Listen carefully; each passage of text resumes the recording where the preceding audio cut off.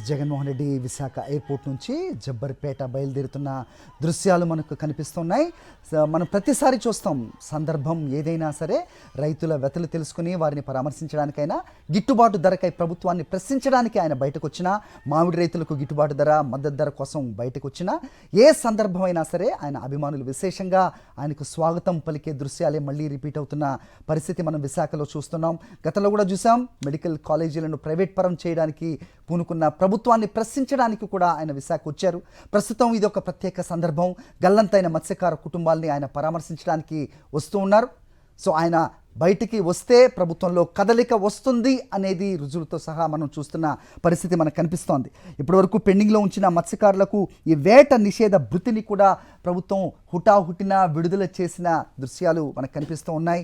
So అది కూడా YS Jaganmohan Reddy Visakha వస్తున్నారు అన్న సందర్భంలోనే ప్రభుత్వం తీసుకున్న చర్యగా చూడాల్సిన అవసరం ఉంది. ఒక్కసారి గతంలో చూసుకుంటే బోట్లకు పరిహారంపై ప్రస్తుతం బాబు సర్కార్ నోరు మెదపని సిచ్యువేషన్ మనకు కనిపిస్తోంది. 2024లో ఆయన ఎన్నికలకు ముందు 50 లక్షలకు విలువైన ఈ బోటు పరిహారానికి సంబంధించిన ప్రతిపాదనలు సిద్ధం చేసింది అప్పటి వైఎస్ఆర్ కాంగ్రెస్ పార్టీ ఉన్న ప్రభుత్వం. సో దాన్ని కూడా పెండింగ్లో ప్రస్తుతం కూటమి సర్కారు ఉంచిన నేపథ్యంలో వీటన్నిటిపైన కూడా ఆయన ప్రశ్నించే అవకాశం కూడా ఉంది. ముందుగా జబ్బర్పేట వెళ్తారు, అక్కడ గల్లంతైన మత్స్యకార కుటుంబాలను పరామర్శిస్తారు. అనంతరం ప్రాణాలతో బయటపడ్డ కార్య చిన్నాను కూడా ఆయన వివరాలు అడిగి తెలుసుకుంటారు. అసలు ఈ దుర్ఘటన ఎలా జరిగింది, సకాలంలో ఒకవేళ స్పందించి ఉంటే కనుక వాళ్ళందరూ కూడా ప్రాణాలతో బయటపడే అవకాశాలు ఏ మేరకు ఉండేవి, ప్రభుత్వం అలసత్వం వల్ల జరిగిన ఈ దుర్ఘటన తాలూకు అంశాలు కూడా కార్య చిన్నాను అడిగి ఆయన స్వయంగా తెలుసుకునే ప్రయత్నం కూడా చేస్తారు. సో ప్రస్తుతం ఎక్స్గ్రేషియా కుదించి బోట్లకు పరిహారం ఎగ్గొట్టిన కూటమి సర్కార్ తీరును ఆయన ఎండగట్టబోతూ ఉన్నారు. ప్రస్తుతం వైఎస్ జగన్మోహన్ రెడ్డి ముందుకు కదులుతున్నారు. ఆయన అక్కడికి చేరుకున్న అభిమానులు అవ్వచ్చు, అలాగే మత్స్యకారులు అవ్వచ్చు, వాళ్ళందరూ కూడా ఆయనతో మాట్లాడే ప్రయత్నం చేశారు. సో వారికి ఒక భరోసానిచ్చి ఆయన ముందుకు కదిలిన దృశ్యాలు కూడా మనం విశాఖ ఎయిర్పోర్ట్ నుంచి చూసాం.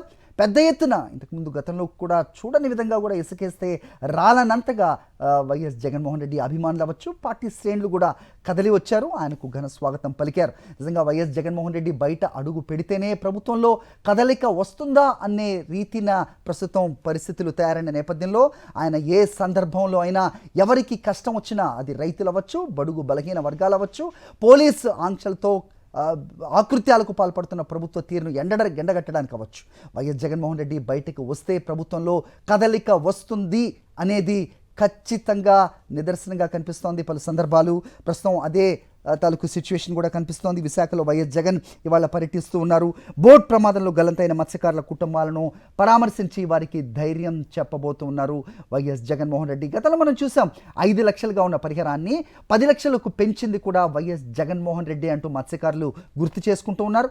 అయితే దాన్ని కుదించే ప్రయత్నం చేస్తోంది ప్రస్తుత కూట సర్కార్. దీని అంతటిని కూడా ఎండగట్టే ప్రయత్నం ఈరోజు వైఎస్ జగన్మోహన్ రెడ్డి చేయనున్నారు.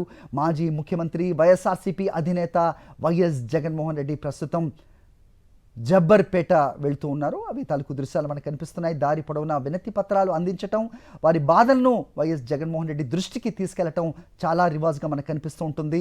వారికి భరోసా కల్పిస్తూ 1-2.5 సంవత్సరాలు ఓపిక పట్టండి, మన ప్రభుత్వం వస్తుంది, నష్టపోయిన ప్రతి ఒక్కరికి న్యాయం జరిగేలా చూస్తూ ఉంటూ కూడా వైఎస్ జగన్మోహన్ రెడ్డి వాళ్లకు హామీ ఇచ్చే దృశ్యాలు తరచూ మనకు కనిపిస్తూ ఉంటాయి. ప్రస్తుతం జబ్బర్పేట వెళ్ళే దారిలో ఆయన ఉన్నారు. అందరికీ అభివాదం చేస్తూ కొందరు అతని దగ్గరికి వచ్చి వినతి పత్రాలు అందజేసి వాళ్ళ పరిస్థితిని వైఎస్ జగన్మోహన్ రెడ్డికి వివరించే ప్రయత్నం చేస్తున్నారు. ప్రజల నుంచి వినతి పత్రాలు స్వీకరించిన వైఎస్ జగన్మోహన్ రెడ్డి ప్రస్తుతం బోట్ గల్లంతై పుట్టెడు శోకంలో ఉన్న మత్స్యకారుల కుటుంబాలను పరామర్శించడానికి, వాళ్ళకి ధైర్యం చెప్పడానికి, వాళ్ళలో ఒక భరోసా నింపడానికి వైఎస్ జగన్మోహన్ రెడ్డి ముందుకు వెళ్తూ ఉన్నారు. చాలా జనసందోహం కనిపించింది అక్కడ విశాఖ ఎయిర్పోర్ట్లో. వైఎస్ జగన్మోహన్ రెడ్డి ఎప్పుడు వచ్చినా విశాఖ ఇదే రకంగా ఆదరించే దృశ్యాలు మనం తరచూ చూస్తూ ఉంటాం.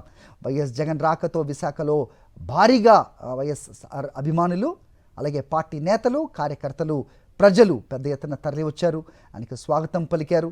నిజంగా ఎవరికి ఏ వర్గం అన్యాయానికి గురైనా వారికి నేనున్నానంటూ భరోసానిచ్చే క్రమంలో వైఎస్ జగన్మోహన్ రెడ్డి ఎప్పుడూ ముందుంటారు అనేది ప్రత్యేకంగా చెప్పనవసరం లేదు. సో ప్రస్తుతం కూడా అదే సిచ్యువేషన్ కనిపిస్తోంది. బోట్ గల్లంతయి ఆ ప్రమాదంలో గల్లంతైన మత్స్యకారుల కుటుంబాలను పరామర్శించడానికి వైఎస్ జగన్మోహన్ రెడ్డి ముందుకు కదులుతూ ఉన్న దృశ్యాలు మనకి కనిపిస్తూ ఉన్నాయి.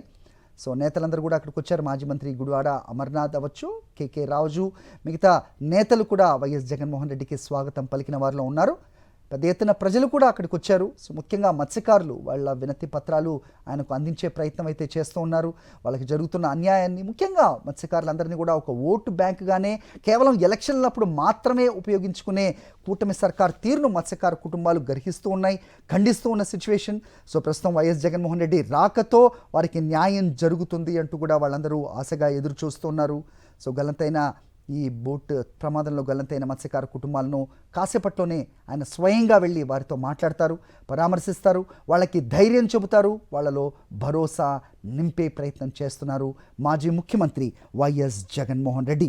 నేడు ప్రస్తుతం ఆయన విశాఖలో పర్యటిస్తున్న నేపథ్యంలో జనం కోలాహలం కనిపిస్తోంది. సందర్భం ఏదైనా సరే వైఎస్ జగన్మోహన్ రెడ్డి వచ్చారంటే కనుక ఇవే దృశ్యాలు మనకి తరచూ కనిపిస్తూ ఉంటాయి. ఆయన అందరికీ కూడా అభివాదం చేస్తూ ముందుకు కదిలే దృశ్యాలు మనకు కనిపిస్తూ ఉంటాయి. ఎంతమందిని వారించినా వాళ్ళు వైఎస్ జగన్మోహన్ రెడ్డిని చూడడానికి ఇలా రావటం అనేది మనకి చాలా తరచుగా కనిపిస్తూ ఉండే దృశ్యాలే ప్రస్తుతం విశాఖలో మరింత ఎక్కువగా కనిపిస్తోంది. ఎందుకంటే ఇది ఒక ప్రత్యేకమైన సందర్భం. నిజంగా పుట్టెడు శోకంలో ఉన్న మత్స్యకార కుటుంబాలను కేవలం ఎలక్షన్స్ అప్పుడు మాత్రమే వారిని పలకరించే ప్రభుత్వాలు ఉన్న నేపథ్యం.